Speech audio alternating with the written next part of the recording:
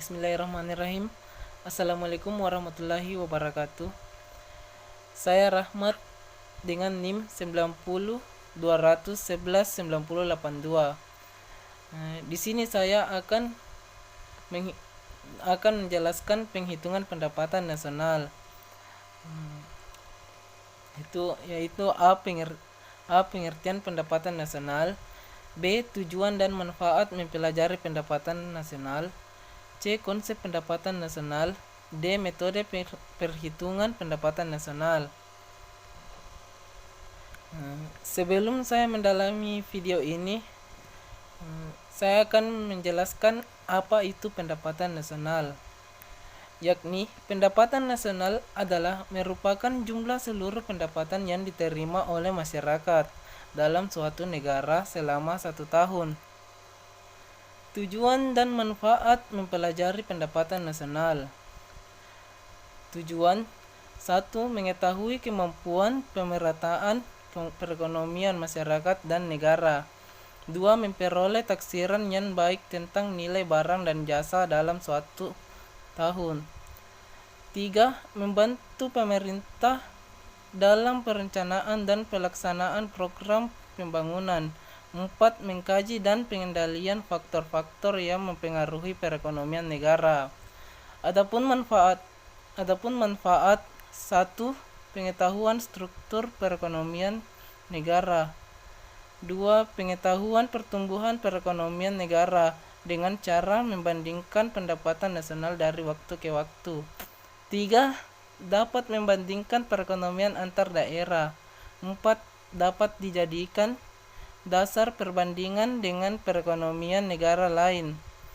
5. Dapat membantu kebijakan pemerintah di bidang ekonomi. Faktor yang mempengaruhi pendapatan nasional yaitu demand and supply, consumption and saving, investasi.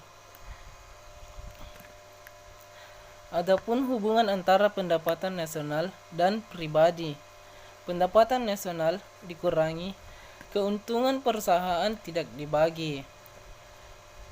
Pajak keuntungan perusahaan, kontribusi kepada dana pensiun jika ada, ditambah pembayaran pindahan, bunga pinjaman konsumen, bunga pinjaman pemerintah sama dengan pendapatan pribadi.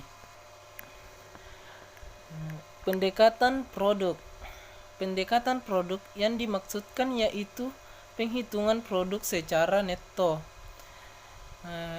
yaitu nilai tambah yang diciptakan dalam suatu proses produksi. Pendekatan ini dilakukan dengan cara menjumlahkan nilai tambah yang diciptakan setiap proses produksi. Adapun komponen usaha atau produksi penyumbang pendapatan nasional. 1. Pertanian, peternakan, kehutanan, perikanan. 2. Pertambangan dan penggalian. 3. Industri pengolahan. 4. Listrik, gas, dan air minum. 5. Bangunan. 6. Perdagangan, hotel dan restoran. 7. Pengangkutan dan komunikasi. 8. Bank dan lembaga keuangan lainnya. 9. Sewa rumah. 10. Pemerintahan dan pertahanan. 11. Jasa-jasa. Adapun metode perhitungan pendapatan nasional. Seluruh pendapatan yang diterima pemilik faktor produksi yang disumbangkan kepada rumah tangga produsen selama 1 tahun.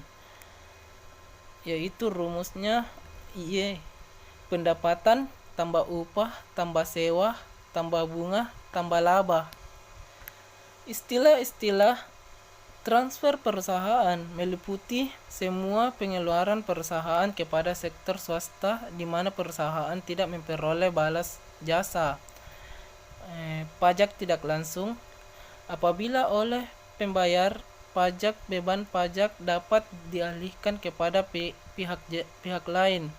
Subsidi perusahaan yaitu bantuan pemerintah kepada perusahaan-perusahaan yang menemui kesulitan dalam usahanya.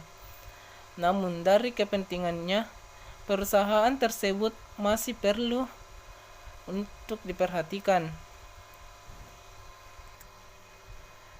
Penyusutan yang dimaksud yaitu penyusutan perusahaan terhadap bangunan, mesin-mesin, dan perlengkapannya, termaksud kerusakan aktiva tetap perusahaan yang tidak terduga.